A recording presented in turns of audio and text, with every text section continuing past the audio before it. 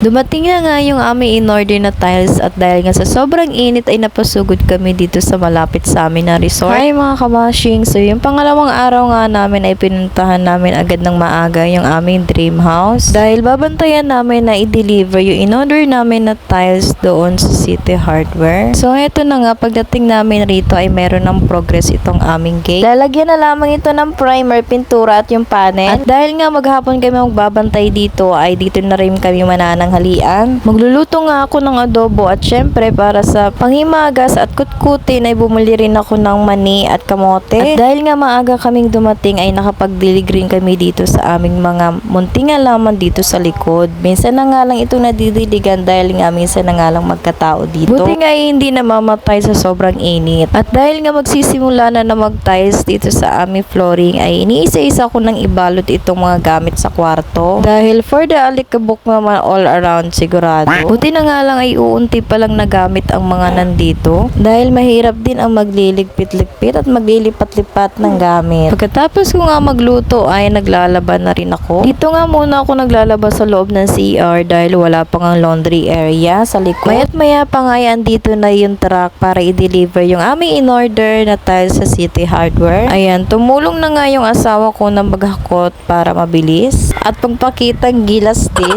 So binuksan nga namin yung isang box para i-check at ipakita kung paano nga ito ilalagay sa aming flooring dahil gusto nga ng aking asawa ay merong pattern na ganyan daw ang paglalagay para raw mas maganda tingnan at di mahalata yung mga dugtungan. Ayan, so bali ito na lahat yung dineliver sa amin. So yung kinuha pala namin na tiles ay 320. Nagpapasobra talaga kami lagi ng pagbili dahil kapag merong nabasag or nagkaroon ng kapak or papalitan ay meron agad kayong maipoprovide dahil mahirap din maghanap ng stock. 112 nga pala yung isa nito doon sa binili namin sa City Hardware na mayroon na sukat na 100 by 20. So ito mga kamashing, kung makikita nyo nga ay sobrang init din sa bukid. Kung mainit nga doon sa Maynila ay lalong mas mainit dito sa bukid at lalo pa ay wala pa kaming kisame. Sa mga oras ngang ito ay pinipilit ko na at nagyayaya na ako sa aking asawa na pumunta kami dito sa malapit na resort sa amin para magpalamig. So eto na nga, napilit ko naman yung aking asawa. Agad-agad nga kaming sumugit dito sa malapit na resort. So malapit nga lang ito mga kabashing sa aming dream house at pwedeng-pwede rin itong lakarin. Nagbayad nga agad ako dyan ng entrance fee at agad-agad kaming lumusong dito. Sobrang sarap sa pakiramdam at sa wakas nalamigan na rin kami. Kaunti nga lang yung tao dito kapag weekdays. Babad nga lang kami ng halos mahigit 1 oras dahil baka nandoon na sa bahay yung gumagawa ng aming gate. So ayan, pauwi na kami at ngiting nalamigan na ang person. Kinahaponan na nga